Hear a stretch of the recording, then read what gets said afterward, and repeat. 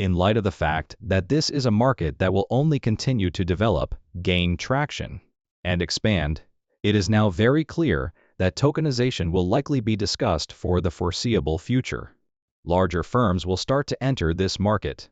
There will be additional funding coming into this market.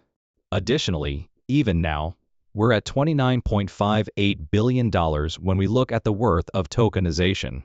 In the past 30 days, this has increased by over 8%. Additionally, the number of RWA holders has increased by more than 7% in the past 30 days, approaching 400,000. And even if we're only examining the overview, isn't that correct?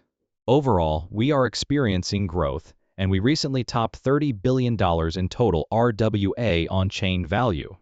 It's not only total RWAs on the chain after all. Additionally, it's stablecoin value. We've been discussing these important topics for what seems like an eternity, and we're seeing progress in all of them. But throughout the past 12 months, things have really started to improve. Yes, we really must concentrate on XRP because it was this year that we began to witness the expansion of the entire ecosystem. Stablecoins are also being discussed, in addition to tokenized RWAs. Look at what's going on here for a moment. First off, RWA is worth over $356 million, up about 10% over the past 30 days. XRP's total number of RWAs on the chain is 22. Additionally, the market capitalization of stablecoins has increased by more than 23% over the past 30 days. There are already 265 million stable coins in the chain because we know there will be roughly 7. But once more, it's amazing to see that XRP is experiencing a significant push in all areas, right now. Indeed, we may examine the sources of a large portion of this rise. Open Eden Digital, for instance, has increased by more than 10% during the past 30 days and is now close to $84 million. The Z economy is grown more than 200%. At $30 million, that is 200% flat. Additionally, Control Alt was up about 44% or 6.2 million, while Circle USDC was up 160% during the previous 30 days. You can now see exactly what's growing by looking through here. Z economy is the primary one here, correct? You can sort of track everything in real time, and Z economy is a major player on this list.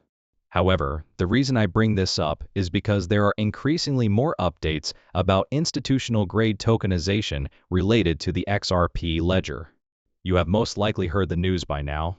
We will have a conversation about it. You usually invite your own partners to your own conferences, so let's take a short look at this post by Neats Bucks. Head of Strategic Alliances at Ripple, invite executives from Citi, Fidelity, and Franklin Templeton to talk on how banks will influence digital assets in the future. The intriguing thing about this is that it all had to do with custody, tokenization, and simply utilizing these technologies. I do agree now. Usually, you extend an invitation to people you are engaging with, networking with, and perhaps even partnering with. The most absurd aspect of this is that Ripple recently gave us a significant update. We are collaborating with DBS Bank and Franklin Templeton to create repo markets that are fueled by stablecoins and tokenized collateral, introducing the next fundamental component of on-chain markets. In order to earn income and provide new liquidity venues, investors will be able to trade for Franklin Templeton's money market fund, SG Benji, using Roused. The fund is listed on DBS's digital exchange and tokenized on the XRP ledger. This marks the beginning of an extremely fascinating push on the XRP ledger, which is institutional-grade tokenization, which will use these tokenized assets to make institutional DeFi a reality. In addition to that, we are beginning to notice that these announcements occur on a rather regular basis. It's a little crazy. We're beginning to see significant updates about institutional players expanding RLUSD through the XRP ledger or tapping into the XRP ledger almost every other week. We would like to see this. After the SEC action was resolved, this is essentially what we were looking for. And you know what? It's just getting started. In light of this, let's take another look at what Neatsbucks posted, which stated that Franklin Templeton was a partner before moving on to BlackRock Citi and Fidelity. We are currently unsure if these will be made public, but many others are investigating this with the same thought. The list of speakers for this year's Ripple Swell event comes from DeepSun. Franklin Templeton and DBS have declared their intention to expand the XRP ledger, and it is anticipated that additional businesses on the list would do the same. These players are all present at Ripple Swell.